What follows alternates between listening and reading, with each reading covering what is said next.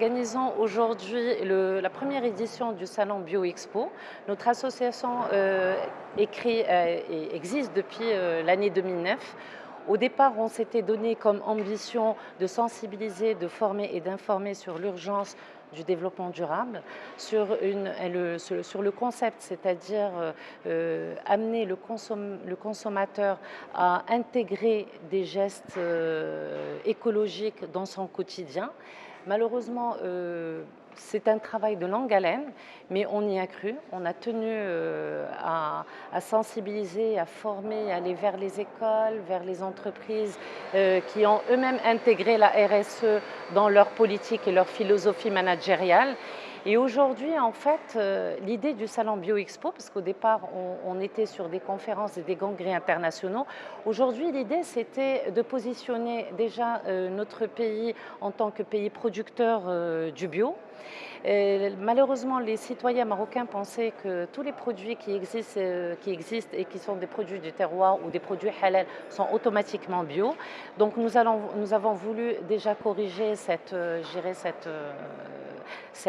idée réductrice que le bldi est bio ou que les produits du terroir c'est du bio.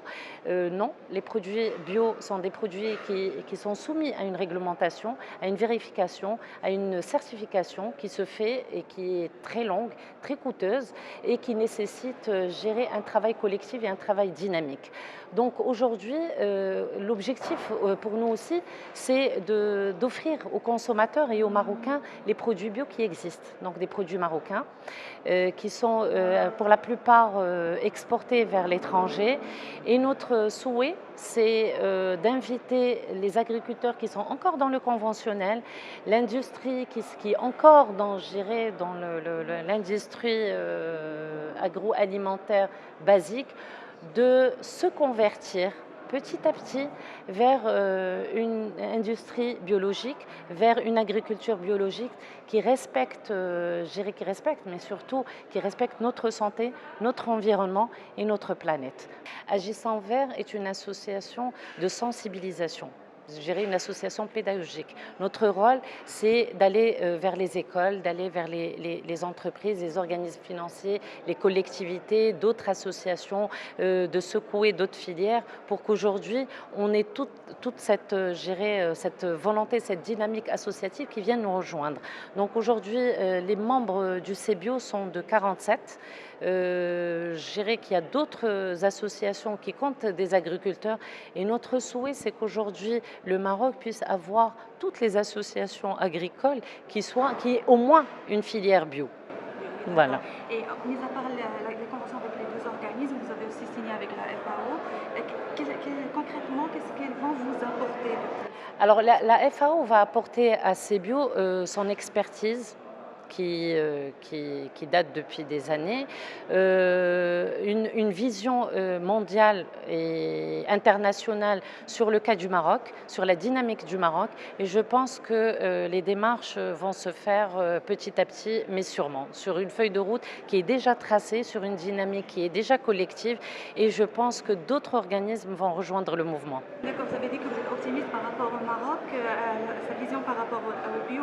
Mais depuis votre existence, il y a 10 ans, comment évaluez-vous quand on a parlé de développement durable, les gens ne savaient pas ce que c'était. Aujourd'hui encore, les gens ont cette vision fausse du bio. Si vous prenez aujourd'hui, si vous voyez un peu le sondage qu'on a fait, la majorité des Marocains pensent que déjà tous les produits existants, c'est des produits bio. Le bldi pour eux est bio, le halal est bio. Alors qu'aujourd'hui, notre rôle est de sensibiliser, d'informer et de former sur l'originalité et les conditions du bio. Le bio, c'est un respect de la terre, un respect de ce que peut produire la terre. C'est une alimentation de saison. C'est pas difficile pour l'agriculteur?